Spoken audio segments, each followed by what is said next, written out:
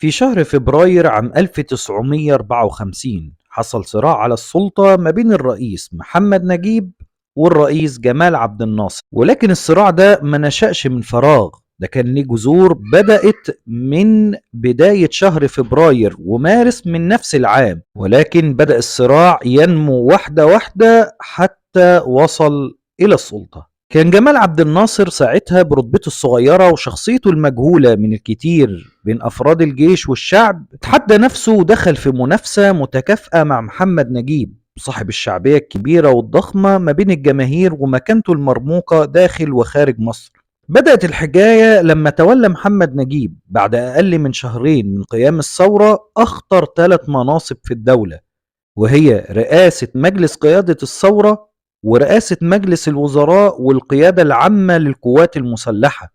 وده اللي جعل في حوزته سلطات عمرها ما اجتمعت لشخص واحد قبليه، واكتسب محمد نجيب بالإضافة للمناصب الرسمية شعبية ضخمة جدا، وكانت الأضواء كلها متركزة عليه باعتباره الراجل اللي قاد الثورة وطرد الملك وأنقذ الشعب المصري من عهد الظلم والطغيان، وأصبح أمل البلد في تحريرها من الاحتلال البريطاني متوقف على محمد نجيب.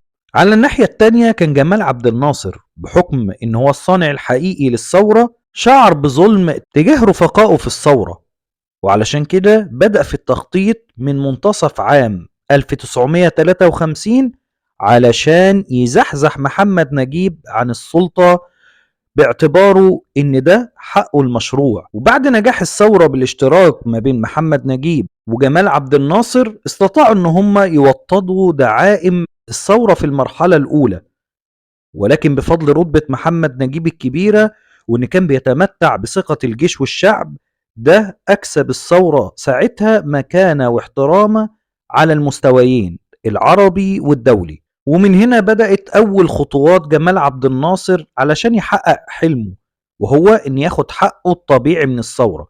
فحاول إن هو يسيطر على مقاليد الأمور في القوات المسلحة باعتبارها العامل الحاسم في أي صراع هيقع ما بينه وما بين محمد نجيب.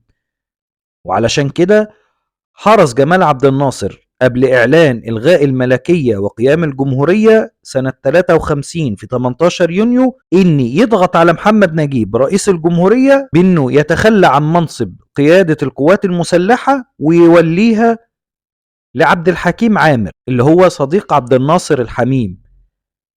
وساعتها أصر عبد الناصر على ترقيته من رائد للواء دفعة واحدة، وبرغم ان المعارضة العنيفة اللي واجهها عبد الناصر من اللواء محمد نجيب وتذمر بعض اعضاء مجلس الثورة وخاصة عبد اللطيف البغدادي، لان الترقية دي كانت ترقية شاذة من نوعها.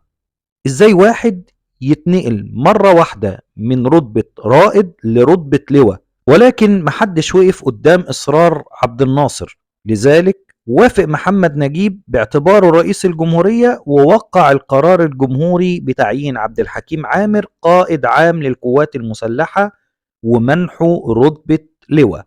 وبعدها نجح عبد الناصر انه يشترك مع عبد الحكيم عامر في تكوين مجموعات مختلفة في أسلحة الجيش، وجعل اللي يرأس المجموعات ديت بعض ضباط الأحرار من الصف الثاني. وفعلا قامت مجموعات الأسلحة ديت بأدوار عديدة في أزمة فبراير ومارس من نفس العام سنة 54، وكله هدف ان يحل مجلس الثورة وان يعيد الدستور والحريات والحياة النيابية للبلاد. وعملوا على استبقاء السلطة في ايد عبد الناصر وعامر وبقاء اعضاء المجلس ايمانا منهم بان ده في مصلحة للوطن.